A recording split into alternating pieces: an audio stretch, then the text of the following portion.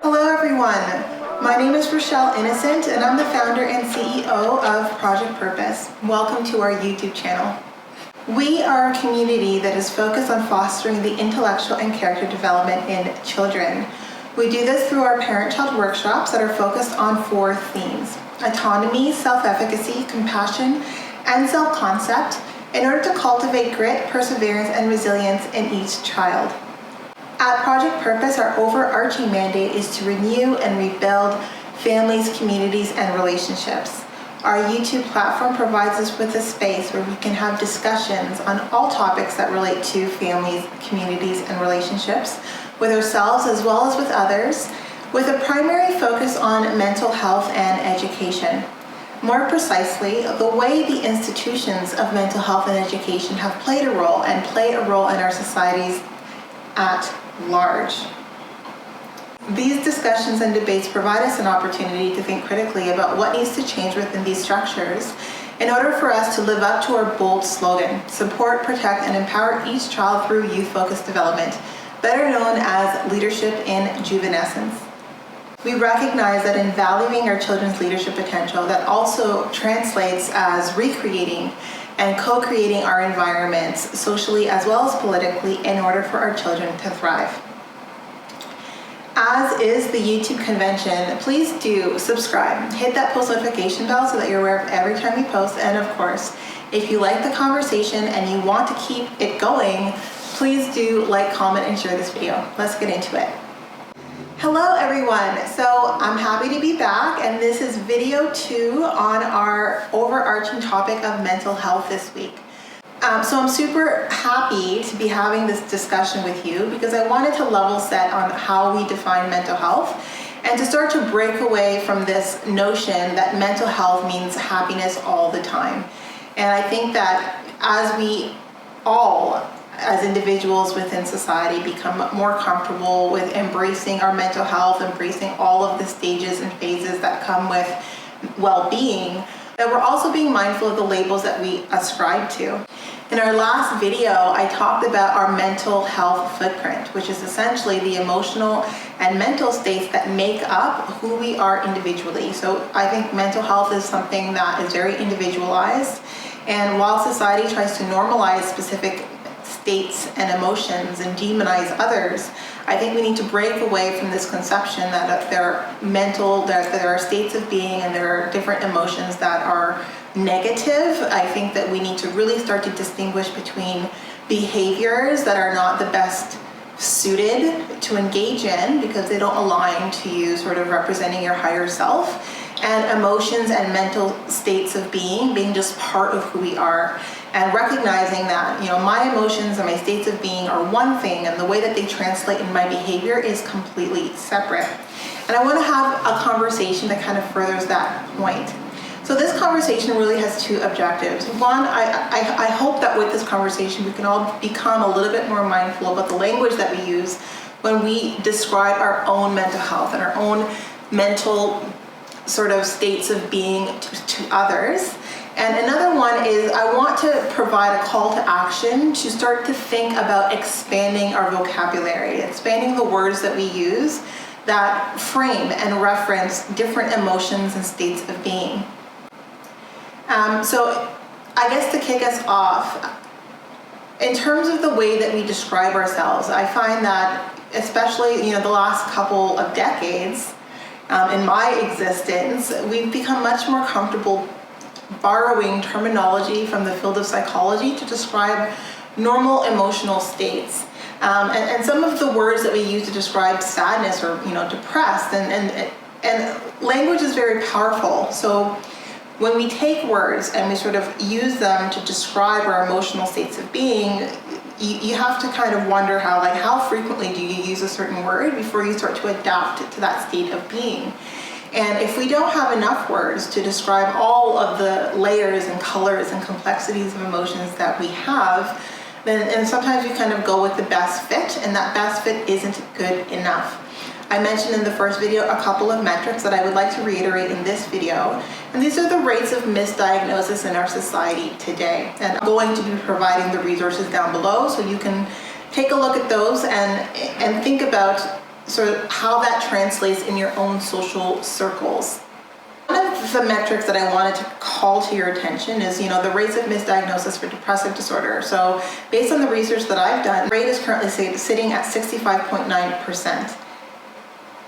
And when we think about the rates of misdiagnosis for bipolar disorder, that's 92.7% by way of rates of misdiagnosis. And when we think about panic disorders, the rate for panic disorders is 85.8%. Misdiagnosis for general anxiety disorders is 71%. And lastly, the rate for social anxiety disorder, it's 97.8%, misdiagnosed.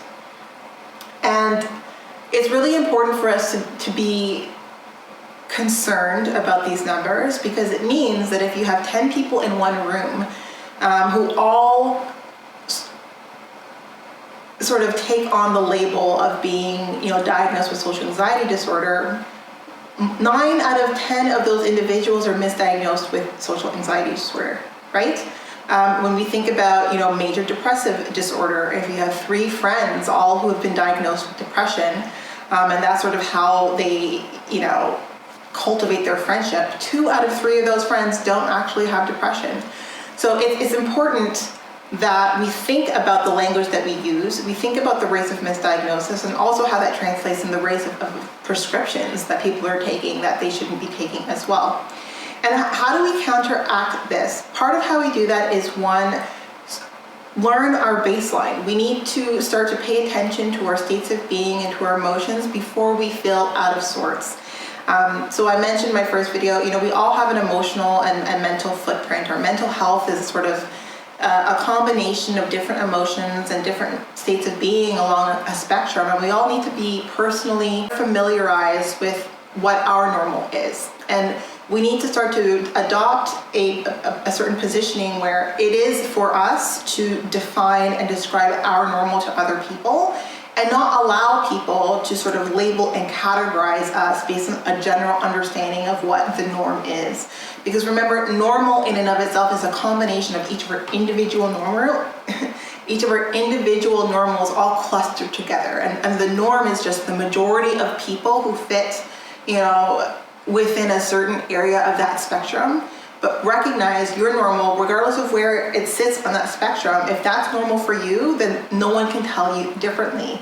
And I say this as someone who is an outlier, being a highly sensitive person. It means I react more often than not, more intensely, more strongly than someone who is otherwise not considered as highly sensitive. But that's my normal. So it is really for me to maintain and to communicate to other people, my emotionality, the way I show up emotionally, like the different states of being that I have, that's the norm. That's sort of how I've always shown up. And it's for me to then be able to articulate, if I feel off, how off do I feel from what I know to be my baseline? And I want to help everyone sort of start to think about and uncover their baseline so that they're better equipped at having productive conversations with mental health practitioners and equipping those mental health practitioners with the right information so that they're not misdiagnosed unintentionally. So the one great way to do that is expanding our emotional vocabulary. So currently I did some research, and in the English language, we have access to over 3,000 words to describe our different emotional states of being. So just off the top of your head, what's the range of words that you typically will use in a day to describe your emotions? If it's between 6 to 10, that's the going rate. Anytime I kind of ask this question to friends and people that I know, it typically averages between 6 to 10, but you have access to 3,000 different words, which means that there's a range and there's different nuances and different emotions that fit neatly within a specific word. So rather than take a word that seems like, the better fit of options that aren't an exact fit, I think it's really important for all of us to expand our emotional vocabulary so that when we're trying to describe how we feel to other people, we're using the right words to do it. And in expanding our emotional vocabulary, we also provide ourselves with an opportunity to really cultivate and enrich our life experiences, because our experiences are best translated through the words that we use. And when you think about, emotions, it's interesting because if you are someone who's bilingual or who's trilingual, there are specific emotions that don't even have a word associated to them in the English language. And I thought, you know what, let's have a fun activity and let me share a few that I learned in my research about, emotionality and language and how those two are interconnected. So there are many foreign emotional words for which there are no English equivalent. And one of them that I learned that I thought was really cool is this Finnish word and for all of those of you who are Finnish, who are listening to me, and for all the other cultures whose language I'm about to try to make an example. I'm going to try to provide several examples from several different languages. So please pardon the mispronunciation. This is just fun. But if I am mispronouncing the word in your language, please do let me know in the comments down below. So a few words that I found where there are no English equivalents that I know of. So the first one is Finnish, and it's Sisu. And Sisu is essentially someone who has an extraordinary determination in the face of adversity. I would love for us to have that kind of word in English, but Sisu is the word in Finnish. Another language is called the Bantu language. So the Bantu word mvuki, which is essentially, you're dancing and you feel so moved by the music, you just kind of want to dance your clothes off. It's like this euphoric state of being. There's this Dutch word that I came across, and Deviation is essentially the revitalizing effects of taking a walk in the wind. And I find that interesting because anytime I take a walk and it's very windy, it's like, oh my goodness, it was such a windy walk, and it's like a negative experience, whereas Deviation is describing how revitalizing it is to take a walk against the wind. So that it's like a beautiful state of being that I wish we had an English word as an equivalent. This Portuguese word I came across called desbundar. And desbundar is a word that signifies to shut off one's inhibitions and just have fun. Arabic, there's this word I found called tarab. And tarab is essentially a musically induced state of ecstasy and enchantment because of how beautiful the music is.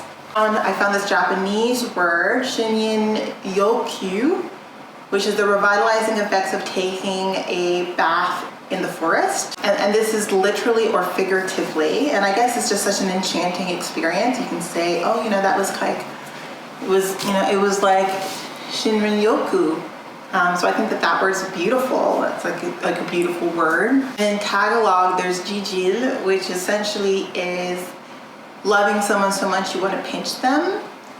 And then there's a German word, and pardon me if I am misenunciating it, but it's Sehnsucht, for life longing. So like a desire or a yearning for alternative states or alternative realities, even if they're not possible. Last word I want to leave you with is Sanskrit, and it's called sukha, which is a state of happiness that is irrespective of the circumstance. So that was a fun little exercise. I wanted to share some of those words with you, but hopefully to inspire and compel you to expand your own emotional vocabulary. And by all means, don't just do it with English. Like whatever languages you've mastered or you're in the process of mastering, focus on those emotional words because they can really enrich in your life, enrich in your experiences, and also provide you with the arsenal that you need to really truly communicate your emotionality to other people.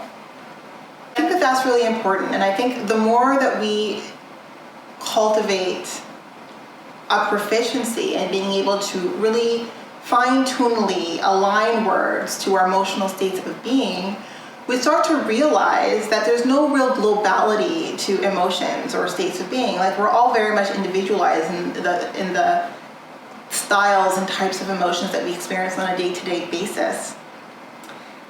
Which means that, when we think about mental health and what mental wellness means, it's almost like nutrition, right? There's a best fit, a best combination of varying amounts of emotions for each of us. there's not a one size fits all as it relates to mental health and mental well-being. I think it's important that we distinguish mental health as being a variety of different states of beings and translates, in a number of different behaviors, and seeing that completely distinguished from mental illness and all the different ways that mental illness can translate. I think we need to hone in and start to own our mental health and own being the ones to articulate and communicate our mental health to other people, and not feel confused or unsure if whether or not who we are or how we know ourselves to be is mentally healthy or not. Because mentally healthy, again, translates differently across all of us. We all have our emotional, mental footprint. Mentally healthy for me doesn't necessarily look the exact same as mentally healthy for someone else. This video is really about doing a deeper dive and establishing our baseline, and some of the best ways of doing that is expanding your emotional vocabulary. And when you expand your emotional vocabulary, you'll start to realize that as you monitor different emotions and you start aligning words to those different emotions, it starts to increase your emotional intelligence. You develop a higher awareness of your different states of being and your different degrees of emotionality. And having that awareness is the first step towards being able to manage your emotions.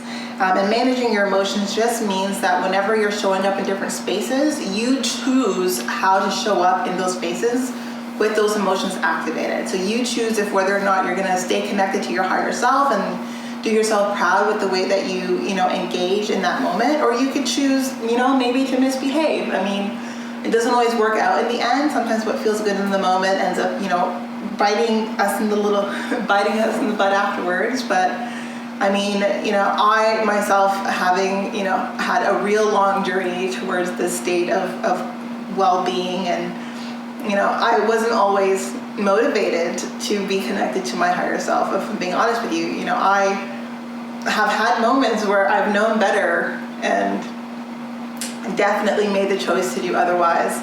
But I've learned through the years that sometimes what feels good in the moment isn't necessarily the best thing in the long run. So I do better. And not to say that I'm like 100% aligned to my higher self, but I try to always have, what is better for me in the periphery of the arsenal of responses that I could choose from. But, I think it's really important that when we think about mental health and we think about emotionality and we think about behavior, we recognize that they're all distinguished. They're distinct things. And when we think about emotionality and behavior and emotions are two separate things. The behaviors are how our emotions translate across. But just because there's a behavior that might be problematic, it doesn't mean that the emotion is problematic. And I think we need to move away from calling specific emotions problematic. There's nothing wrong with feeling anger. There's nothing wrong with feeling fear. It's like, how do we behave when we experience these things, and how can we behave differently so that we're still connected to our higher self when we're experiencing these emotions, so that we're still showing up and doing ourselves proud when we're feeling these emotions. But we need to stop this practice of demonizing emotions that, are deemed not socially acceptable, Have different moments in our lives where we feel less than optimal, where, we feel like we need to do a little bit more work up front to maintain our mental health and to maintain our wellness. And the one thing I want to make sure comes across in this video is that mental illness is not a steady, static state. If you are experiencing or have had experience of mental illness, it's not this state that you're frozen into. And I find that, when someone has a label of mental illness, it's very hard for them to discard themselves of that label.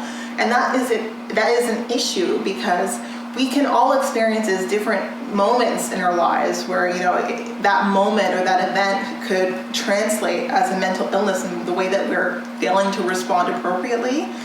But as we sort of figure out the tools and build out an intervention, we recover. And this idea that, you carry a mental illness for the rest of your life is something that we need to shed. I think all of us, through the ebbs and flows of life, are going to have moments of true mental health, feeling at the top, and have moments where we feel like we're at the bottom. But you never stay at the top, you never stay at the bottom. Mental health is dynamic, just like in a day, our emotional states of being are dynamic. So the practice of labeling someone and having them live for the rest of their lives under a label of mental illness is a practice that we really do need to collectively decide that we stop.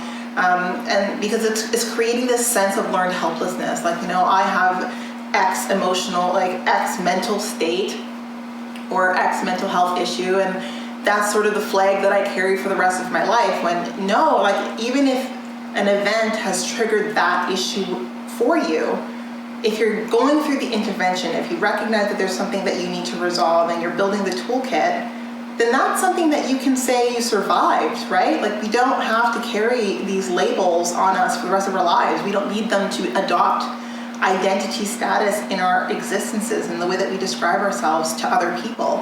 And I find that, like, people are just feeling, I'm finding that with the stigma and taboo sort of being shifted, and there are being more open conversations around mental health, there's still less awareness about how we identify with a mental health issue. And I think recognizing that there's still degrees of separation between who you are and the mental health issue that you're working and managing through. Your mental health issue does not need to become part of your identity. And I think that we're allowing too many people sort of be absorbed behind an identity of mental illness, and that's not a reality I wish on anyone, especially with the rates of misdiagnosis that are going on. So what are the key points in this video? The first key point is definitely build on your emotional vocabulary. We all need to take stock of the fact that we have 3,000 words that we can use to describe our different emotional states, and we have the opportunity to engage with these different words, get a sense of what they feel like, what the attributes of these words are. And if you're only using roughly 6 to 10 words on a day-to-day basis to describe your emotions, I challenge you to learn at least 20 more. And every month commit to learning 20 new emotional words and adding them to your emotional vocabulary. And with that, I also invite you to become more aware of your emotional states. How long are you in a specific emotional state? What do you typically need to get out of an emotional state? And recognize what your baseline is. Don't let other people tell you what the baseline is, because there is no there is no norm. That norm is a collective of individual people's norms. It is for you to discover and define your own normal.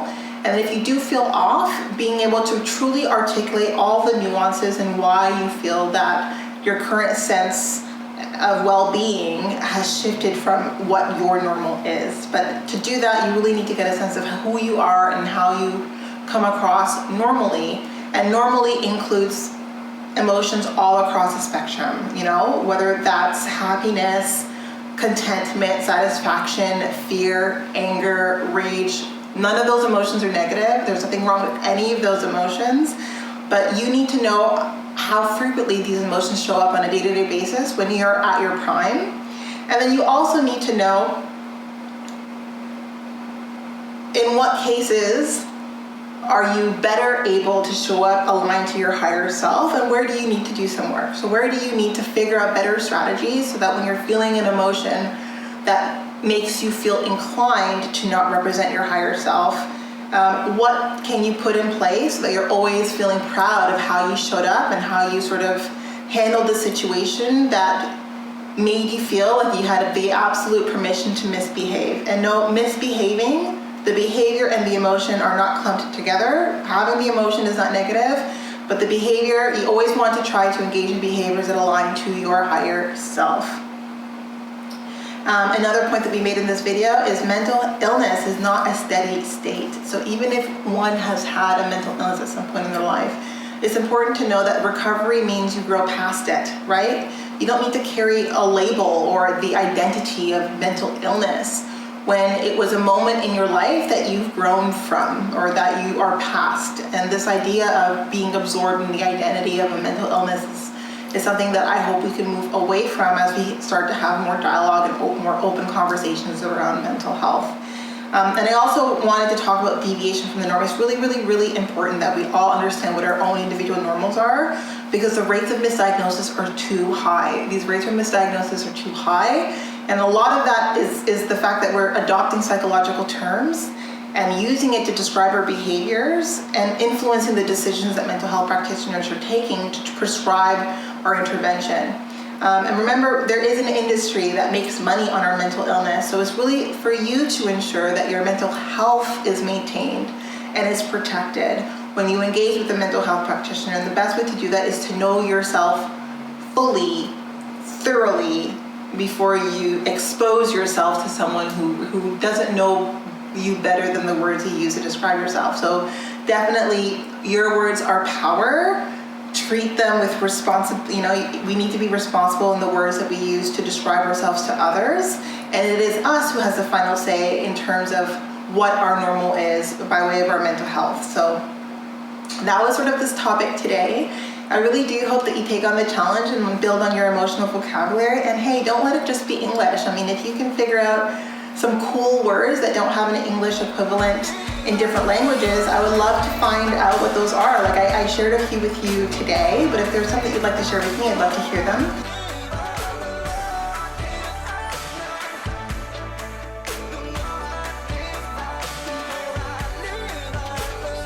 I just feel like no one's listening.